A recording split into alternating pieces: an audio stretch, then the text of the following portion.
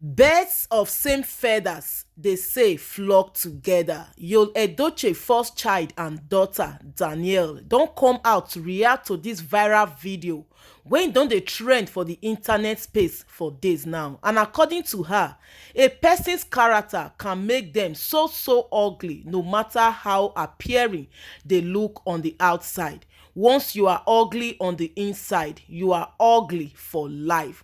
Guys, una know say this our veteran Nollywood actor Larry come out few days ago where him and Yul Edochie make this video wey go viral when he let us know say the door is open for May Edochie if she cannot cope or accept Judy Austin as a second wife. According to him in this video, guys, which I go still play the English version, he let us know say he took two wives. He has two wives. The first one has to move out when the second one came in. Now wow. Nigerians don vex for this man tire to the extent now Danielle don come out react say birds of same feathers flock together. How her father Yul Edochie go even post such video, e no good at all, because this one na big disrespect to her mom May Edochie. How they say make this woman dey feel to see or hear this advice when this man dey give Yul Edochie despite all wetin e don do for some months now. Well, Nigerians say no be all old men with red cap get sense o, because the way when this man take talk for this video where he even go call out our curvy Nollywood actress Anita Joseph, say he no like her at all, like he disliked her a lot. Why? Because Anita Joseph stands for the truth. Una know say Anita Joseph and Judy Austin was once best friends or good friends, but when this news come out say he go marry Yul Edochie, that one come distance herself from her because they no be the same birds when they flock together.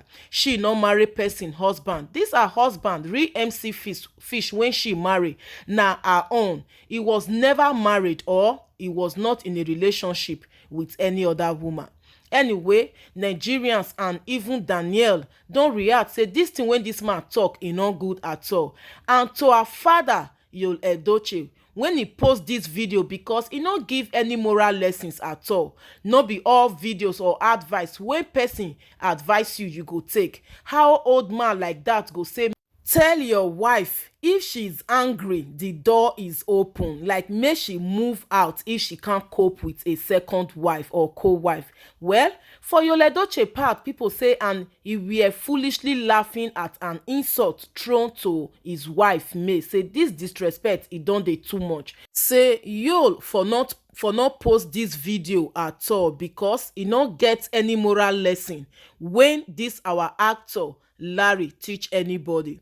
People even go to the extent say may we never come across this kind of father-in-law, and na wetin e wish May Edochie na im her daughters go experience, because na who never from polygamous home come na im no go know wetin May Edochie dey face, and that is why her daughter Danielle dey always dey there for her.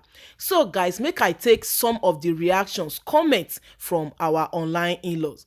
According to this Blossom Chidira, and you thought it was wise to share this kind of video, it goes a long way to show that you are not remorseful. The last statement could have been edicted if you had sense, Yul Edochie. Swear.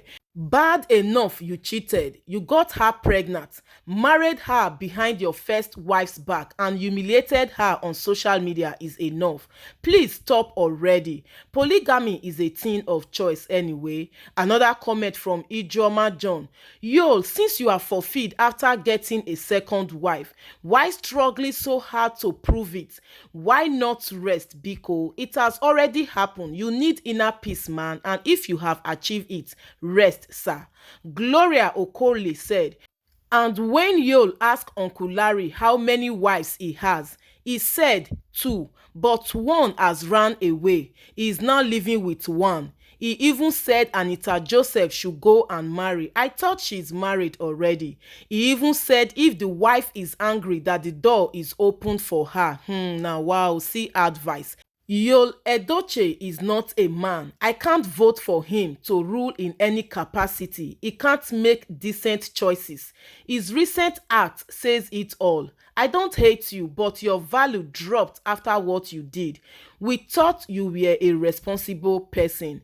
Favorite wrote, this man is talking rubbish at his age. Now, wow. He married 2 wives, but one ran away. He's now living with one. May we never come across this kind of father-in-law in Jesus' name. Guilt is a deadly disease. Yul Edochie rest biko.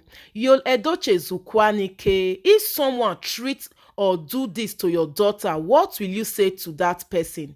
Just look at the advice this old man that's supposed to bring peace between you and your wife is saying. Chai, there is God oh. So guys, this one are just few reactions from our online in-laws when re-attack Yul Edochie, and actor Larry say this video Yul Edochie not suppose post am, or at least he go edit that part where actor Larry say make May use the door if she cannot cope with a second wife. This one not good at all, because no wonder May Edochie daughter, I mean Danielle, react say birds of same feather flocks together. How you want make grown-up children dey feel anytime such videos circulate for social media, or even May, how she want make this woman dey feel. But we thank God say God's grace upon her, really e don elevate her. She no go even get time dey bother, because according to report and rumour say May Edochie don already serve Yul divorce paper, but he still dey apologize, he dey beg, and he no wan sign, and now he dey even do more just to take spite at her.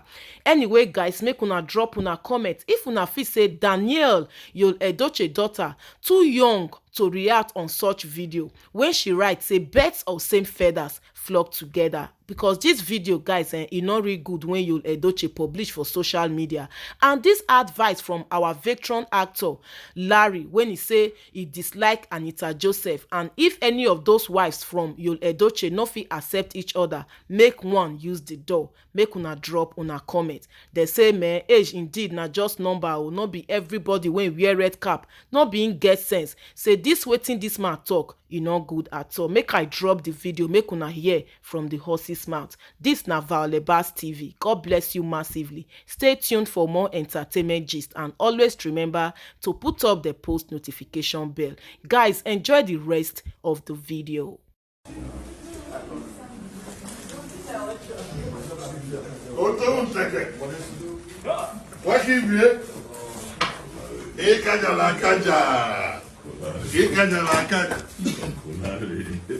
Ogini na fio.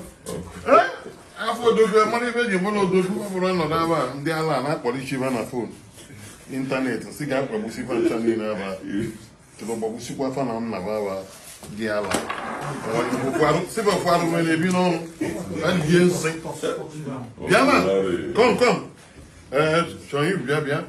On dit que c'était au moment. Mondiala. Uncle Larry. Zupanike. Uncle Larry.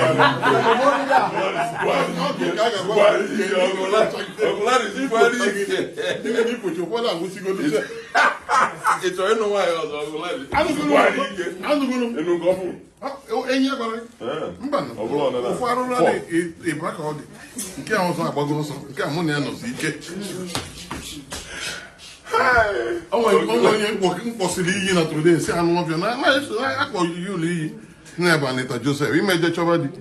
Zoom. Go and work at it, and then the alone. No, director, Erico, I got no Uncle Larry. Okay,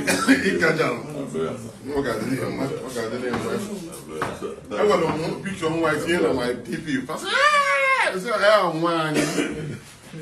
I'm not flushing. I had a flush. I have good news now. Good news are true. I'm not flushing. They're not flushing.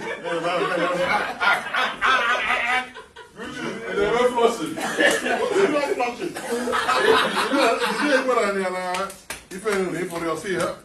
But what is that supposed to mean? Go back when I see her. Uncle Larry. Now got the name of got the name make a legend and I don't want my boy. Why get represented? But then when you see them, you wear the open. I didn't shoot today. Okay.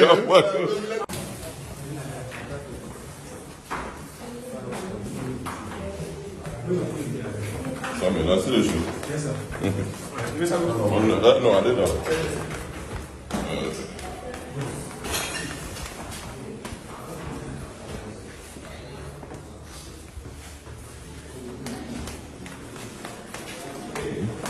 Oh, yeah.